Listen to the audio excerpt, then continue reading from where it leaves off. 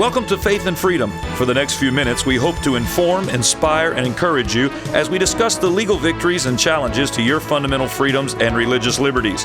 Faith and Freedom comes to you from Liberty Counsel, a civil liberties education and legal defense organization. Join us now as Matt Staver, the President and General Counsel of Liberty Counsel, explains the latest legal issues all across this country in the courtrooms of America. Liberty Counsel is winning the battle for your constitutional freedoms.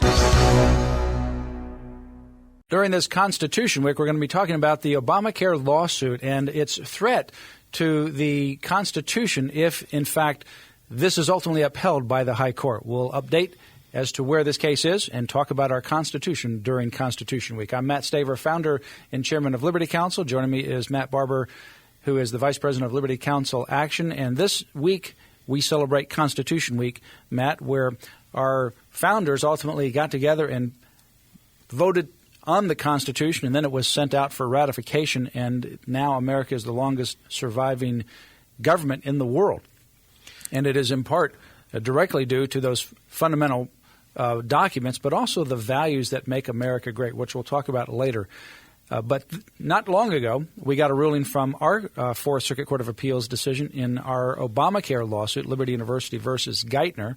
The court also handed down a decision the same day regarding Commonwealth of Virginia versus Sebelius, where the state of Virginia filed suit on the individual mandate. We filed suit on the individual and employer mandate. And the court came down with a ruling that ultimately said they did not have the authority to consider our case yet because of the so-called Anti-Injunction Act. We want to talk a little bit about what they mean by that, and then what's the next step, because the next step for us is going to be the United States Supreme Court. Well, exactly, and they essentially, the court dismissed both cases, Commonwealth v. Virginia v. Sebelius. Basically, the court said there that Virginia did not even have standing to challenge the federal law, because if they opened up the door to where a state can challenge a federal law, why every state would challenge every federal law they didn't like in perpetuity. In our instance, as you point out, a split decision, a 2-1 decision. The three-judge panel said that the Anti-Injunction Act precludes them from even making a decision on this case because contrary to what every single judge that has had a chance to look at this, and even the United States federal government who we were up against on this case, everyone has said this is not a tax. That's right. This is a penalty. It's a penalty. Yet the court here seems to have taken the easy way out and said this is a tax, therefore we can't even rule on it until the tax goes into effect, which wouldn't be until 2014. So they punted it and kicked the can down the road. Yeah, but in the Virginia case with the Commonwealth of Virginia, they said they don't even have standing because they're filing suit on behalf of individuals challenging the individual mandate, and they can't do that. Individuals have to do that. So I think as it relates to Virginia, they're probably done. They may file a petition, but I don't think they're going to have a lot of success in getting the court to reach the merits of their particular challenge. But in our case, we're not done. And in fact, we will file a petition. We're working on that now. What the court did in a 2-1 decision is say that the so-called Anti-Injunction Act applies because it's a tax, not a penalty. Well, the Anti-Injunction Act is a federal law that says if it's a tax, you have to first pay the tax in most cases. Not all, but in most cases, you have to pay the tax, ask for a refund, and then you file suit over the refund if you don't like what the refund is. So you can't file suit before you pay your annual income tax. You have to pay it, ask for a refund, and then file suit. And that's based on the idea that they don't want people to interfere with taxation laws. And then it also concretizes, makes it specific what the issue is. Are you asking for a refund because they didn't give you a child credit? Are you asking for a refund because they didn't give you the amount of refund that you want? In this particular case, though, the Anti-Injunction Act doesn't apply. And in fact, one of the dissenters says the Anti-Injunction Act doesn't apply. So 2 of them said it does. 1 of them said it didn't. There are 9 judges. Now, if you add the dissenter, there's 10 judges that have looked at the Anti-Injunction Act thus far. In this and other cases include a federal court of appeals, all of whom concluded it doesn't apply. There is the Department of Justice. When asked by this court to brief that issue, they said the statutory intent, in addition to what the law says, the statutory intent, the framers of this statute drafted it to allow these pre-enforcement challenges. They'd never intended for these challenges to be delayed until 2014, 2015. They wanted this to be settled now. They drafted it so that it doesn't apply. Despite the fact that the government is telling the court what its own statute means, which you generally give strong, very high deference to, two of them just said, well, we don't believe it. So they said it applies. Now, the interesting thing, though, is that two of the three judges nevertheless reached the merits. One judge in the majority said that the Anti-Injunction Act applies, but if I were to reach the merits, I would say that the taxing and spending clause would ultimately say that this particular law should be upheld. In other words, this is really under the taxing and spending clause. Wow, that's the first judge ever to find that this is under the taxing and spending clause. It's not. Right. The dissenting judge said it doesn't apply, and by the way, I would uphold it under the Commerce Clause. So now we have all over the place. Yeah, they're all over the place. The bottom line is what we have is a majority of the three judges reached the merits, one under the taxing and spending, one under the Commerce Clause.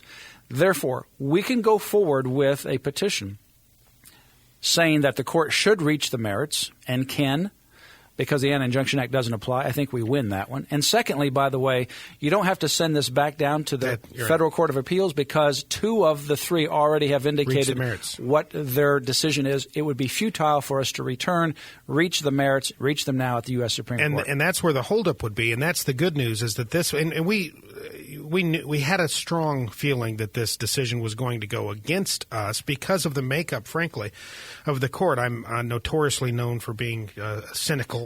And in this case, we had two Obama-appointed judges and one Clinton-appointed judge. We really kind of had a real idea of where this might go.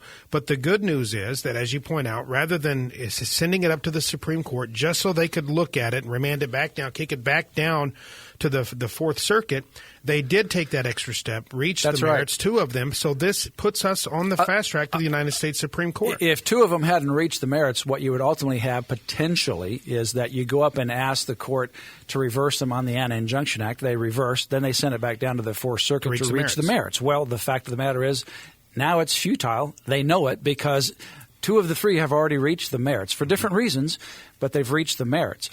And that shows you how confused and how just off base this particular ruling is. It's the two judges for the first time found the Anti-Injunction Act applies. One judge for the first time found that it should be upheld under the Taxing and Spending Clause. And the other judge, by the way, who found that it should be upheld under the Commerce Clause, he says, what's the big deal? I mean, his decision is so far out in left field that he says, Why would you all complain about this? Surely the government can force you to buy products. Surely they can force you to do that. Even though it's unprecedented. No problem right. That they can do it. And that, I think, is shocking, and it should shock the court, which actually puts us in a good position to go to the high court. Our judicial system is a strange bag of tricks here. Really, this is not a case people can say, oh, look at the Liberty Counsel trying to make lemonade out of lemons.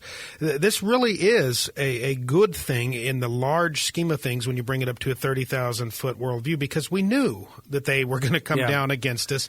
Again, this gets it to the United States Supreme Court, where everybody agrees ultimately this will be decided. I believe that this Obamacare monstrosity is completely unconstitutional. I think the majority of legal scholars agree, and so I believe that it will die in the United States Supreme Court. Well, we'll file a petition very soon, so continue to keep that in your prayers. Thank you for those who have been praying for Liberty Counsel in this particular case. We have a long list, over 100,000 now, I believe, of people who have signed up to pray for this. I would encourage you to continue to pray for this Obamacare lawsuit as we take it to the next level. I think we'll have a decision from the high court no later than June of 2012. At the end of June, when the court ends its session, we'll have a decision on this. If the court were to go the wrong way, and God forbid, it would ultimately be a completely rewritten Constitution in order to reach that, because then it would allow the government to force every one of us to buy whatever the government chooses, whether it's health insurance today or broccoli or membership to the health club tomorrow. That's how far-reaching this would be.